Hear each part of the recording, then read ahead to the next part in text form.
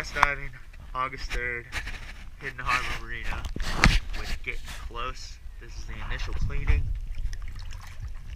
Upon cleaning, but all zincs need to be replaced. The port and starboard shaft zinc both disintegrated upon being touched. So all zinc should be replaced soon, ASAP. Other than that, boat's in good, decent condition, good bottom paint.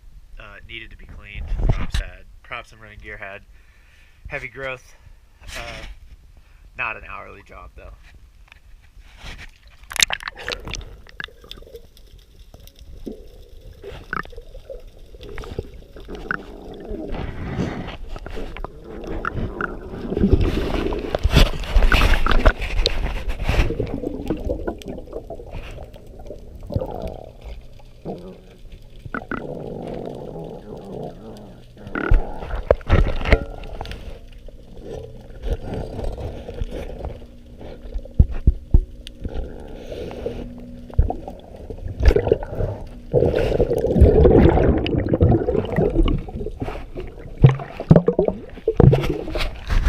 That was the starboard prop.